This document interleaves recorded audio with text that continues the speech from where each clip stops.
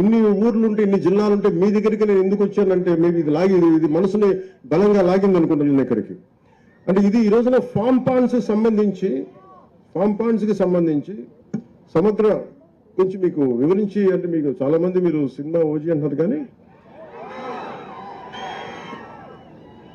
అంటే మీరు సినిమాలకు వెళ్తారు, హుషారుగా ఉంటారు, కానీ నీళ్ళు లేకపోతే మీరే సినిమాలకు వెళ్తారా?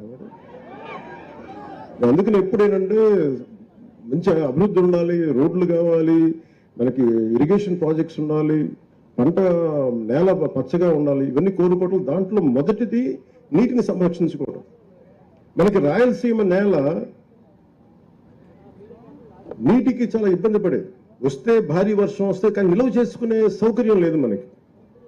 ఈ నిల్వ చేసుకునే సౌకర్యం మీరు ఊహించండి, 1,55,000 నీటి కుంటలు, 1,55,000 నీటి కుంటలు కానీ మనం ఈ రోజున మన టార్గెట్, ఇది ఒకటే టార్గెట్ పెట్టాను నేను, మే నెలలోపు అయిపోవాలని చెప్పి నేను శశిభూషణ్ గారికి కానీ మన కృష్ణతేజ గారికి అని చెప్పిన, మే లోపు అయిపోవాలి. ఎందుకంటే వర్షాలు రాగానే నీటి కుంటలు నిండాలి.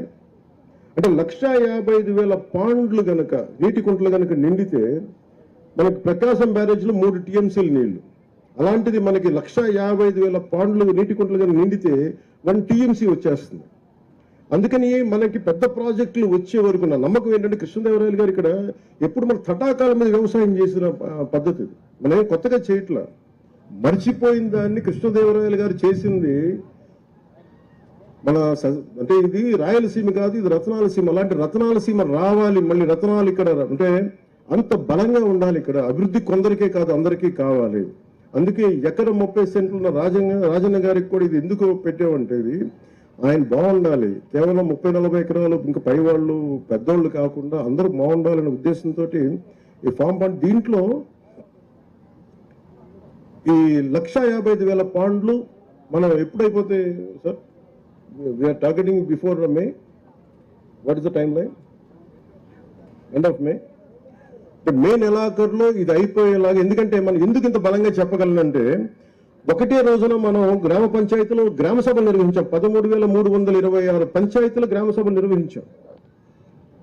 నిర్వహించగలిగామంటే మన సత్తా ఉంది, పనిచేసే అధికారుల యంత్రాంగం ఉంది. కానీ వాళ్ళకి పని చెప్పడానికి దిశానిర్దేశం చేసే ఏ స్వార్థం లేని వ్యక్తులు కావాలి.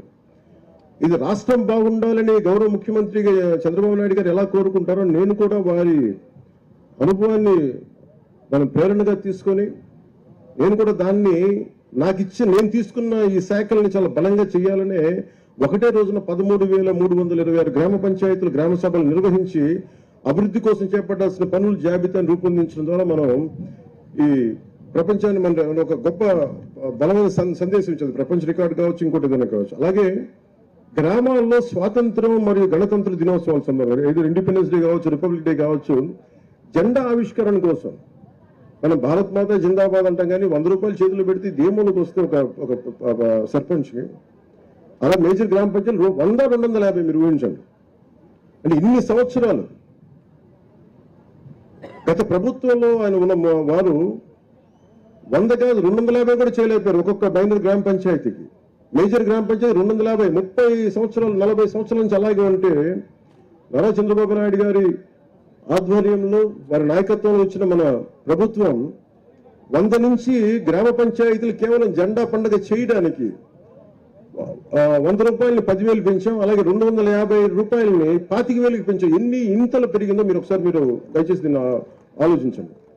అలాగే పంచాయతీరాజ్ పరిపాలనా వ్యవస్థను మరింత సమర్థవంతంగా మార్చేందుకు DLDO, divisional level development officer కానీ, MPDO, DPO, CEO, ZP, DL